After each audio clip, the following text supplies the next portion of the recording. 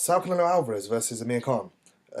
Very good fight. I was actually interested by the fight and the undercard. So I'm going to briefly talk about the undercard. I'm not going to talk too much about all the fights in depth, but where they kind of go from here and did they have a good upside. So I want to talk about Jason Quigley first. Jason Quigley, Irish middleweight prospect, a very very good prospect. He beat James De La Rosa over 10 rounds, unanimous decision. I think it was 100 to 90 on one of the scorecards. Quite pretty much reflected how I saw the fight, and Quigley looks a top Golden Boy prospect. Very very good. He did tie towards the end of the fight, which may be a problem later down the line against much tougher opponents. But De La Rosa was a step up from what he was facing from all the journeymen. So very good name to have under his belt. I think on his ninth or 10th fight. So very very impressed by Jason Quigley. Also David Lemieux versus Glenn Tapia.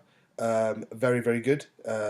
Five fight in terms of Lemieux came out throwing big bombs. Tapia was game but relatively limited. So I mean, David Lemieux, he's a devastating puncher at 160 in the top five for sure. Top five big punchers for at 160.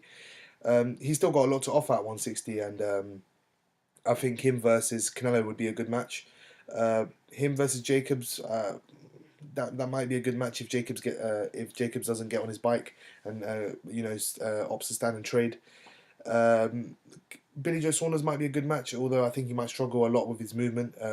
Lemieux struggles with movers, and against maybe Hassan and Dami knocked him down four times, but did struggle at times with the movement. So I think that might be his kryptonite. But good win to have under his belt, good name, and hopefully he moves forward. Frankie Gomez versus Mauricio Herrera. Shutout for Gomez, which was quite surprising for me. Herrera, that's probably the worst I've seen him, and was relatively disappointed in his performance. Gomez, on the other hand, looks quite good, and I'm looking forward to seeing more of him, and hopefully he stays active and on weight, which is key for him. Up to the main event, Saul Canelo Alvarez versus Amir Khan. We all know how the fight went. Devastating KO loss for Amir Khan. Big respect to him. As I said, I got a few dislikes in the prediction video, but I actually did put a bet on Canelo to win between 7 and 9 KO. Didn't get really good odds, but you know.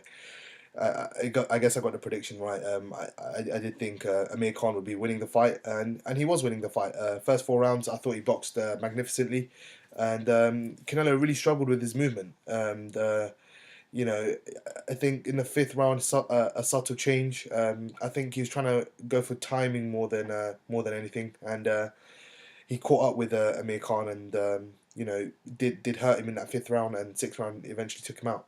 Amir Khan could take a lot of credit from this performance. He's gone against the sport's now number one pound for pound star, pay per view star even, and he's gone against him and had a right go and a very very valiant effort. Um, uh, you know, the Brits should actually support Amir Khan more so than they do. And very disappointing to see people say, "Oh, Khan got knocked out again," and this that. Khan always gives us value for money, and I for one respect him for jumping two weight classes against a naturally heavier guy. It's on some forums it said Canelo was closer to 180 on the night, and yeah, I mean to take that sort of monstrous punch and be okay after maybe long term damage, but at the time it's good that he has no damages or ill effects after. Where they go from here, I mean, Canelo, possibly a GGG fight. I don't know. He obviously did call him to the ring, and they had a bit of a back and forth, friendly back and forth. It seemed, even though Canelo actually swore. But let's see where that goes. I'm very skeptical of that fight happening. I don't think Oscar De La Hoya wants him in with GGG, with the potential of him losing his last big start Golden Boy. I think I don't think he wants to risk him against GGG.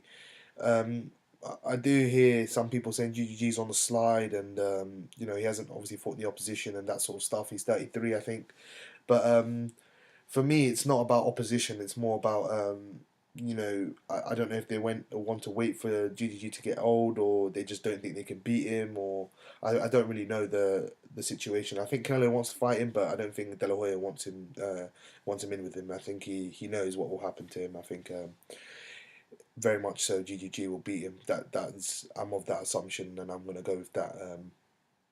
If that fight does occur, Amir Khan, he said he probably is going to move down back to 147. So I think that's probably the best thing for him. He'll have a natural height advantage as well over many of the top welterweights as well. I think I don't know.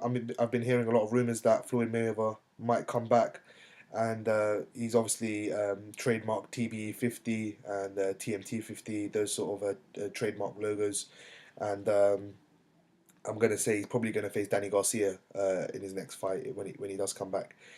I'd love to see him face Danny Garcia. I know he's the mandatory challenger to the WBC champion, which is Garcia, but don't know don't know what will happen with that. If not, I mean, I don't know if the Kell Brook fight will happen just yet. Possibly another year, I'd say it'd have to wait, but we'll see if that fight does happen. It's still a massive fight. I think globally as well. Actually, people underestimate the global influence of that fight. It'll make both of them a lot of money. It'll make Amir Khan a lot of money. He made about $6 million, I think, something around that mark. But don't quote me on that. He'll probably make more money in the Kell Brook fight due to pay-per-view sales and that sort of stuff. And just a general attraction to a big domestic dust-up. Keith Thurman, Sean Porter winner is also a good matchup. I think he do relatively well against those sort of opponents. Porter might swarm him, but he did refine his style after the Kell Brook loss. So I think he could beat Porter. Very fast hands. He needs to stay out of the pocket.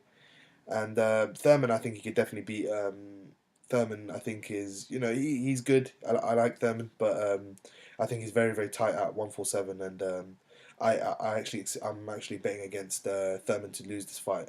I don't think. Sorry, I'm betting against Thurman in this fight. I don't think he's going to win. I think Porter's going to win this fight, but Amir Khan has a lot to offer the welterweight division. I think he's the money man now at 147. I was talking with my cousin just yesterday about this, and I think he's definitely the money man at 147. I think anyone who fights him will think, okay, I'm gonna make a lot of money, and I just gotta land the one big punch, and that's it.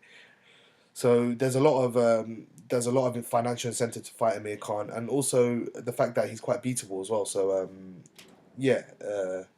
Let's see where he goes. I'm a big fan of Amir Khan. I give him a hell of a lot of respect for stepping up against a monster at, at the weight he was at on fight night, and holding his own and beating him up until the point of the stoppage. The scorecards quickly were really really poor.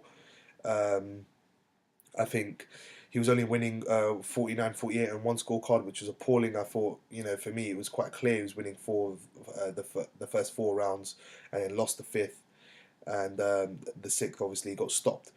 And to have Canelo winning 49-46 was, too wide for me. I think this scoring needs to be looked at. We've had consistently bad scores.